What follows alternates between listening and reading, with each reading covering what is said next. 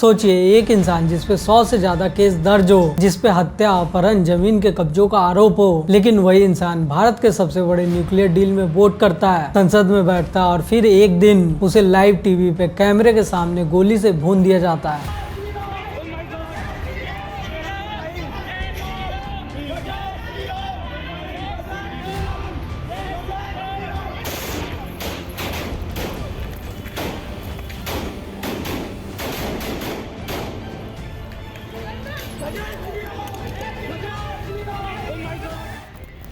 नमस्कार दोस्तों, आज हम बात कर रहे हैं भारत के सबसे बड़े कंट्रोवर्शियल क्रिमिनल पॉलिटिशियन की, जिसका नाम अतीक अहमद था। एक ऐसा नाम जो पहले क्रिमिनल था, फिर बाहुबली बना, फिर मेंबर ऑफ पार्लियामेंट। कहानी की शुरुआत होती है प्रयागराज, जो कि पहले इलाहाबाद के नाम से जाना जाता था।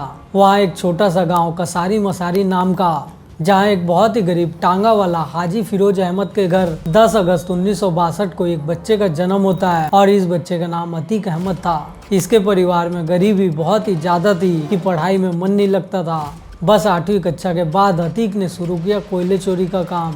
रेल से कोयला चुराना बेचना, यही उसका काम बन गया और धीरे धीरे उसने अपनी गैंग बनाई। यहीं से उसकी क्राइम जर्नी स्टार्ट हो गई। सिर्फ 17 साल की एज में अतीक अहमद एक ऐसी लाइन क्रॉस कर चुका था जहां से वापस लौटना लगभग नामुमकिन था। साल 1979 पे उस पर पहला मर्डर केस दर्ज होता है।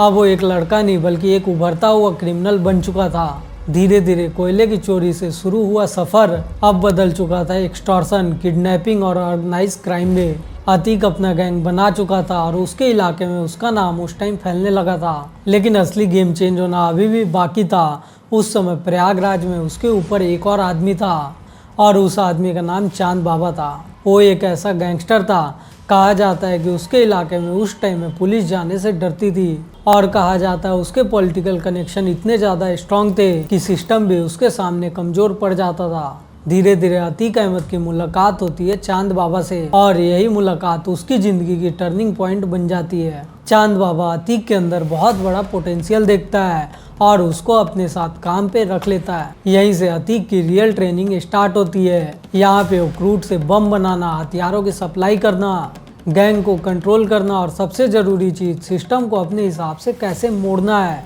ये सारी चीज़ अतीक अहमद उस टाइम चांद बाबा से सीख लेता है। लेकिन जैसे जैसे वो सीखता गया उसकी महत्वाकांक्षा बहुत ही ज़्यादा बढ़ती गई।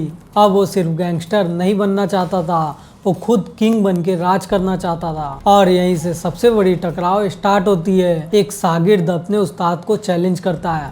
अतीक अहमद चांद बाबा के खिलाफ उस टाइम में खड़े हो जाता है। दोनों के बीच खूनी गैंगवार स्टार्ट हो जाती है। गोलियां, बम और लगातार हमले चालू होते हैं। लेकिन इस लड़ाई का अंत बस एक हो सकता था और कुछ समय के बाद चांद बाबा की हत्या हो जाती है। और उसके बाद अतीक अहमद एक गैंगस्टर नहीं बल्कि पूरे इलाके का डॉन बन चुका था।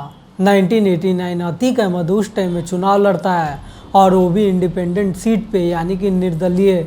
और शॉकिंग बात आप जानते हो, वो जीत गया। अब वो गैंगस्टर नहीं बल्कि उस टाइम में एमएलए बन चुका था। फिर क्या था, crime plus politics equal to power. 5 बार वो एमएलए बनता है और उसके बाद 2004 में एमपी। और आप याद रखो, ये कोई छोटी सीट नहीं बल्कि ये वही सीट थी जहां से जवाहरलाल नेहरू उस टाइम में जीते थे। उसका काम करने का तरीका बिल्कुल से अलग था। उसका खुद का एक अपना अलग सिस्टम था। खुद की कोर्ट चलाता था, जमीन के झगड़े को सुलझाता था, शादी ब्याह के फैसले करता था और लोग उसके पास जाते थे क्योंकि उस टाइम में सिस्टम फेल हो जाता था। और दूसरे side booth capturing, fake voting और एक्सटॉर्शन सब चलाता था। साल 2005 प्रयागराज की राजनीति में पहले से गैंगवार बहुत ही दबदबे पे पहुंच चुकी थी और इसी बीच एक नया नाम उस टाइम में उभरता है और उसका नाम था राजू पाल। एक नॉर्मल सा एमएलए जो सीधा जाके अतीक के परिवार को चैलेंज कर रहा था। दरअसल ये वही सीट थी जहां पे अतीक के भाई असरद उस टाइम में चुनाव हार चुके थे और ये हार अतीक को उस टाइम में बिल्कुल से मंजूर नहीं थी। फिर आता है 26 जनवरी 2005 रिपब्लिक डे। पूरा देश उस टाइम में जश्न मना रहा था, लेकिन प्रयागराज में कुछ और होने वाला था। राजू पाल अपनी गाड़ी अपनी साथियों के साथ अपने इलाके की तरफ जा रहा था और तभी अचानक सड़क पे 20-25 हथियारबंद लोग उसकी गाड़ी को घेर लेते हैं और वहां पे ताबड़तोड़ फायरिंग स्टार्ट हो जाती है। गोलियां इतनी कि उस टाइम में पूरी गाड़ी छलनी हो जाती है। लेकिन हमलावर यहाँ पे रुकने वाले बिल्कुल नहीं थे। वो उसके बाद क्रूड बम उसके ऊपर फेंक जाते हैं। पूरे इलाके में उस टाइम में अफरा तफरी बुरी तरीके से मच जाती है। किसी तरह उस टाइम में गंभीर हालत में राजू पाल को एक टेम्पो में डाल के हॉस्पिटल में लेके जाया जाता है। लेकिन हमलावर का इरादा बिल्कुल से साफ था, आज किसी भी हाल में राजू पाल को खत्म करना है। वो टेम्पो का पीछा करते हैं और हॉस्पिटल तक पहुंच जाते हैं और वहां पे भी बहुत सारी गोली उस टाइम में बरसाई जाती है। कुल मिला के उस टाइम में राजू पाल के शरीर में 19 गोलियां लगती है और वहीं हॉस्पिटल में उस टाइम में उसकी मौत हो जाती है। आप सोचो, खौफ उस टाइम में दिन दहाड़े हॉस्पिटल के अंदर एक सिटिंग एमएलए को मार दिया जाता है और इस घटना के बाद उस टाइम पूरा शहर दहशत में आ जाता है। दंगे, प्रदर्शन, सड़क पे गुस्सा और सबसे बड़ी बात, इस हत्याकांड में आमतौर पे सीधे नाम आता है अतीक अहमद का और साथ में असरत जो कि उसका भाई था उसका भी नाम ले लिया जाता है। यहीं से अतीक की कहानी में एक ऐसा चैप्टर स्टार्ट होता है जो आगे चल के इसके पूरे एम्पायर को उस टाइम में हिला देता है। आगे चल के उमेश पाल जो कि इस केस का विटनेस था उसको किडनैप किया जाता है, उसका स्टेटमेंट उस टाइम में बदलवा दिया जाता है और यही केस आगे चल के अतीक अहमद के लिए बहुत बड़ा खतरा बना। अब इस कहानी का सबसे शॉकिंग पार्ट आपको बताता हूँ। और उस टाइम उस पर केस भी चल रहा था, लेकिन वो था तो सिटिंग एमएलए ही। तब इंडिया और यूएस की न्यूक्लियर डील पे उस टाइम में वोटिंग चल रही थी और आप सोचो, जेल में बंद अतीक अहमद को बाहर लाया गया और उसे संसद में ले जाके उस टाइम में वोट कराया गया। एक तरफ वो सड़क पे क्रूड बम चला रहा था और पूरे शहर में दहशत का राज फैला रहा था और दूसरे साइड वो देश का भविष्य उस टाइम में तय कर रहा था। लेकिन हर एक राइज के बाद एक बहुत बड़ा फॉल आता है और अतीक अहमद के साथ भी कुछ ऐसा होने लगा। 2009 के बाद उसके पॉलिटिकल ग्राफ बहुत ही तेजी से नीचे गिरने लगा। कभी जिस इंसान को हर एक पार्टी अपने साथ रखना चाहती थी, लेकिन आज वही आदमी पॉलिटिकल बर्डन बनता जा रहा था। इलेक्शन पे इलेक्शन वो बहुत सारे इलेक्शन हार चुका था। 2012 में हार, 2014 में हार और यहीं से उसकी पॉलिटिकल दरार दिखने लगी। पहले जो सिस्टम उसके इशारों पे उस टाइम में चलता था, आज के डेट में वही सिस्टम उसके खिलाफ खड़ा हो चुका था।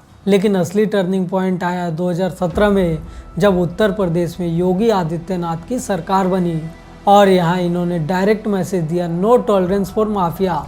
इसके बाद यूपी में जो चालू हुआ वो बस एक्शन नहीं था, वहाँ पे माफिया का सफाया उस टाइम में डायरेक्ट स्टार्ट हुआ और अतीक के पूरे नेटवर्क पे उस टाइम में एक एक करके चोट लगते चले गई। उसकी प्रॉपर्टीज की जांच स्टार्ट हो गई, लीगल असेट पे बहुत ज़्यादा एक्शन हुआ, उसके दोस्त यार रिश्तेदार सब पे रेड पड़ने लगे और उसका पूरा एम्पायर धीरे धीरे उस टाइम में टूटने लगा। अब अतीक जेल में बंद बस एक आरोपी नहीं था, बल्कि सरकार के टारगेट पे आया एक बड़ा नाम बन चुका था और यही फेज था जहां से अतीक अहमद की कहानी एक एंड की तरफ बढ़ने लगी। 24 फरवरी 2023 उमेश पाल जो कि उस टाइम में एमएलए कांड का गवाह था, उसको दिन दहाड़े बम और गोली से उस टाइम में मार दिया गया और उस टाइम में सब कुछ जाके सीसीटीवी पे रिकॉर्ड हो गया और यही चीज़ें धीरे धीरे मीडिया में बहुत ही ज़्यादा वायरल हो गई।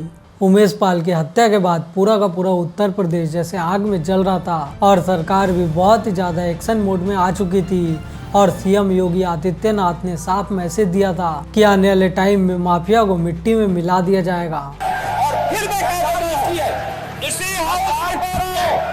इस माफिया को मिट्टी में मिला देंगे। और इसके बाद सरकार को एक मौका मिल गया और मानो उन्होंने क्रैकडाउन उस टाइम में स्टार्ट कर दी। एक एक करके उमेश पाल के हत्याकांड के आरोपी सब सामने आने लगे। सीसीटीवी के फुटेज के आधार पे 7 लोगों की पहचान हुई और फिर यहीं से यूपी में एनकाउंटर का सिलसिला स्टार्ट हुआ। 27 फरवरी को अरबाज जो कि इस वारदात का ड्राइवर था, उसे पुलिस ने एनकाउंटर में मार गिराया था। फिर 6 मार्च उस्मान उर्फ विजय चौधरी जिसने पहले गोली चलाई थी, वो भी एनकाउंटर में पुलिस के द्वारा खत्म किया गया।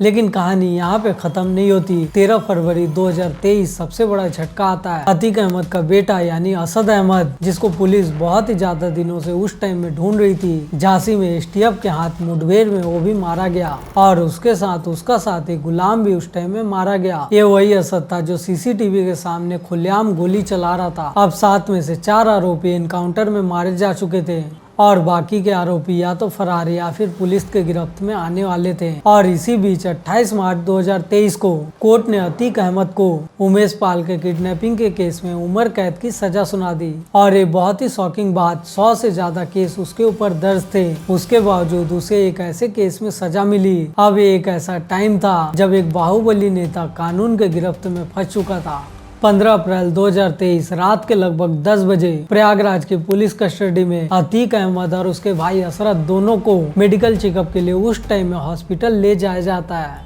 ये एक नॉर्मल रूटीन प्रोसीड्यूर था, लेकिन इस रात कुछ भी रूटीन जैसा नहीं दिखाई पड़ रहा था। जैसी पुलिस वैन उस टाइम में हॉस्पिटल के पास जाकर रुकी, अतीक और असरत नीचे उतरते हैं और चारों तरफ मीडिया ऑलरेडी मौजूद था। कैमरा, माइक, लाइव कवरेज, हर कोई अतीक से सवाल पूछना चाहता था और अतीक के हाथ में हथकड़ी पुलिस के बीच वो धीरे धीरे आगे बढ़ रहा था।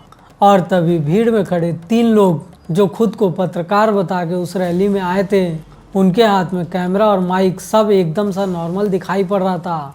लेकिन अगले ही कुछ सेकंड में सब कुछ वहां बदलने वाला था। अगले कुछ सेकंड में वहां से कैमरा पीछे और पिस्तौल निकलता है और पॉइंट ब्लैंक रेंज से अतीक अहमद के सिर पे डायरेक्ट गोली मार दी जाती है।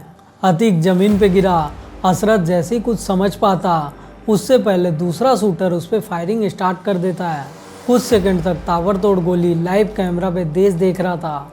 पुलिस भी बहुत टाइम के लिए उस टाइम में शॉक हो गई।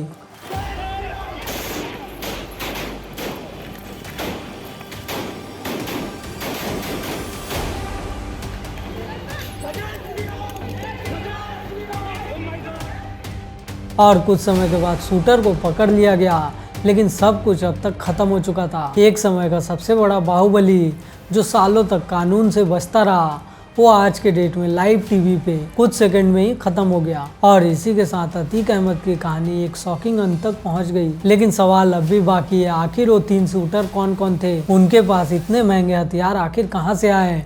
किसने प्लान कराया? आज तक इसका जवाब क्लियर नहीं हो पाया। आप एक बात समझो, जब कानून बहुत ही ज्यादा कमजोर होगा तो लोग बाहुबली बनना स्टार्ट होंगे, और जब बाहुबली खत्म होते हैं तो सवाल इससे भी गहरा खड़ा हो जाता है। अतीक अहमद की कहानी बस एक क्राइम की कहानी नहीं है, वो एक सिस्टम की कहानी है जो बहुत ही ज़्यादा पीछे हो गया। अगर आपको ये वीडियो पसंद आया हो तो इस वीडियो को लाइक, शेयर और चैनल को सब्सक्राइब जरूर करें। मिलते हैं आपसे आने वाले अगले वीडियो में, तब तक के लिए बाय और जय हिंद।